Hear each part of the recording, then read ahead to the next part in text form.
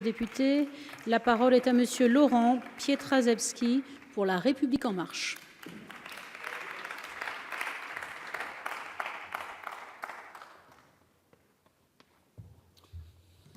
Merci Madame la Présidente. Madame la Ministre, Madame la Présidente de la Commission, Mesdames les rapporteurs, Monsieur le rapporteur, mes chers collègues.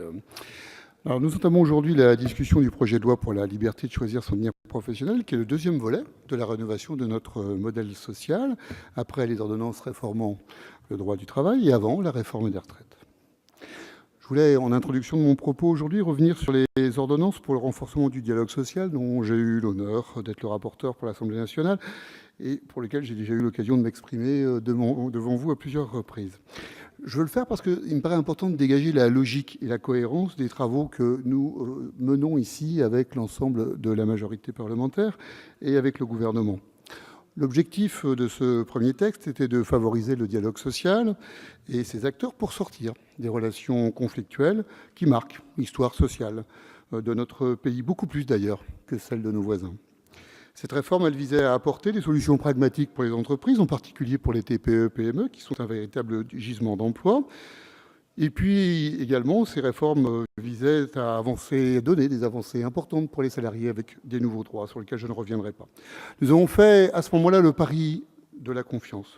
Notre majorité présidentielle a instauré un climat propice aux investissements, générant de la croissance économique, facteur de nouveaux emplois.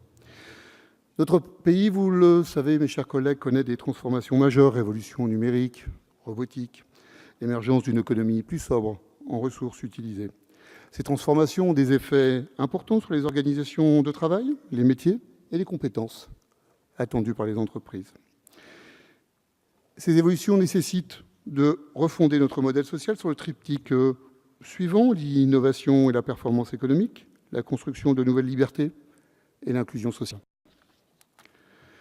Comme pour les ordonnances travail, nous voulons veiller ici à la réussite de nos entreprises tout en ne laissant personne au bord du chemin.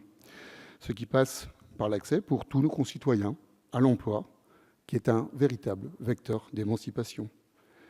Il s'agit de construire une société de compétences en créant de nouveaux droits concrets pour les actifs. Et comme pour les ordonnances dont on parlait tout à l'heure, la présentation du projet de loi pour la liberté de choisir son avenir professionnel, dont nous commençons l'examen aujourd'hui, a été précédée d'une longue période de concertation et de négociation, débutée à l'automne 2017 avec tous les acteurs concernés et les partenaires sociaux.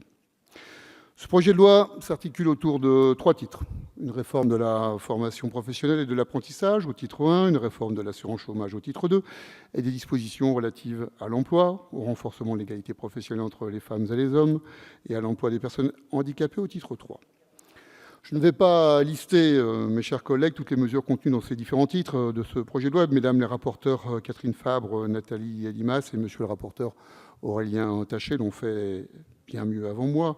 Et il n'y aurait pas matière ici à compléter leurs propos qui étaient excellents. Mais je veux redire quand même toute la cohérence de nos réformes qui visent à la fois à libérer et à protéger. Nous avons été élus, mes chers collègues, pour réformer notre pays, trop longtemps immobile. Certains, sur différents bancs de cet hémicycle, nous disent qu'il ne faut rien changer, je vous entends. Mais nous avons un devoir de lucidité, mes chers collègues. 1,3 million de Français qui ne sont ni en emploi, ni en formation, ni en études. Des ouvriers qui ont accès 2 fois moins que les cadres à la formation. Des salariés de TPE qui ont 2 fois moins aussi de chances d'être formés que ceux des entreprises de plus de 250 salariés. Alors que face à nous, 50% des métiers seront profondément transformés dans les 10 ans. Seul un salarié sur 2 accède à la formation professionnelle. Oui, mes chers collègues, il est temps d'avoir de l'ambition sociale, tous ensemble, avec ce texte que vous nous proposez, Madame la Ministre. Et c'est pour combattre avec vous toutes ces inégalités qui minent notre vivre ensemble que nous menons notre action réformatrice et que l'ensemble des députés de la majorité présidentielle, et notamment ceux de La République en marche, entendent bien imprimer leur marque sur ce projet de loi. En plein accord avec vous, Madame la Ministre, comme nous l'avons déjà fait en commission, avec l'adoption de nombre d'amendements, je le rappelais tout à l'heure, plus de 300, qui viennent certes de notre majorité, mais également des autres bancs de cette Assemblée.